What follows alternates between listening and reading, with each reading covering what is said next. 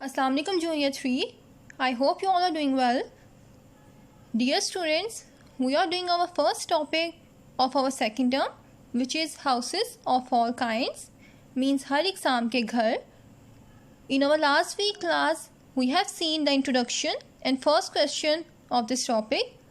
I hope you all watched that video and understood the topic. So now move forward and see the question number 2.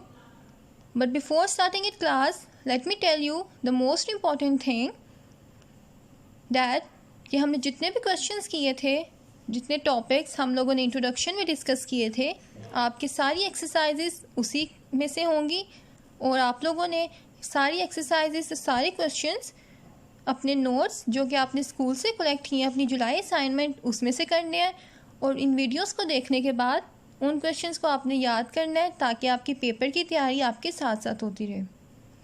Okay class, I hope you all get it now. So move forward and see the question number 2.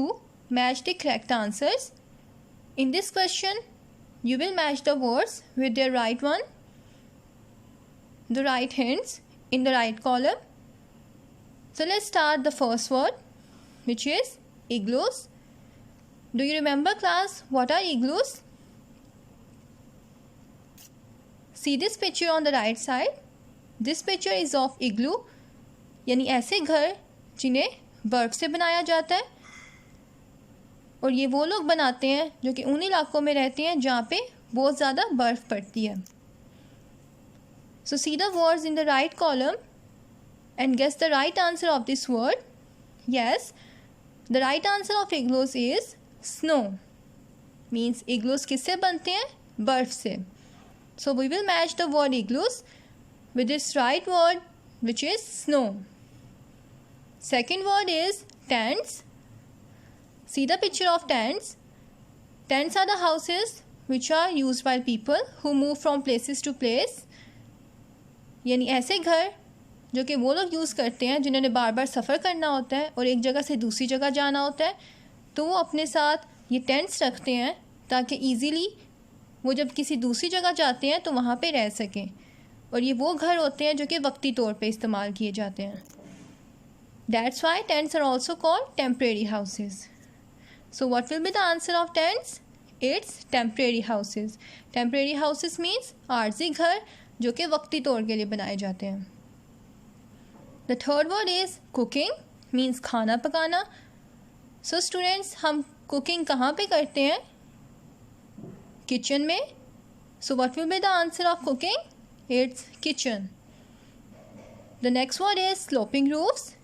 Sloping roofs. Let's discuss this word with this picture. In this picture you can see a house with a sloping roof. यानी ऐसे घर जिनके छत टेढ़े बने होते हैं और ये ऐसे घर लोग उन इलाकों में बनाते हैं जहाँ पे बारिश सबसे ज़्यादा होती है और इनका मकसद क्या होता है कि जब बारिश हो तो उसका पानी छतों पे खड़ा होने के बजाय नीचे गिर जाए. क्लास आप अपने घर पे देखते हो जब बारिश होती है तो उसका पानी नॉर्मली छतों पे खड़ा हो जाता है क्योंकि हमारे छत सीधे बने हुए हैं. लेकिन ऐसे घर जिनके छत टेढ़े बने होते हैं मीन स्लोपिंग रूफ्स, वहाँ पे पानी खड़ा होने के बजाय नीचे गिर जाता है. इस वजह से लोग ऐसे इलाकों में जहाँ सबसे ज़्यादा बारिश होती है ऐसे घर बनाते हैं. So let's see the right answer of this word. It's heavy rain. So we will match the sloping roofs with this right answer. Heavy rain means बहुत ज़्यादा बारिश जहाँ पे होती है वहाँ पे कौन से घर बनते हैं? Sloping roofs यानी टेढ़े छतों के साथ जो घर बनते हैं. Now see the last word, bungalow. Do you remember class what are bungalows? See this picture. This is a picture of a bungalow. यानी ऐसे घर जो कि बहुत ज़्यादा मज़बूत होते हैं जिन्हें बनाने के लिए मुख्तलिफ़ मटीरियल्स यूज़ किए जाते हैं. For example cement, woods and steel. ऐसे घर कौन से होते हैं? The houses which are strong one and these houses are called bungalow. So what will be the answer of this word? The right answer is bricks and cement.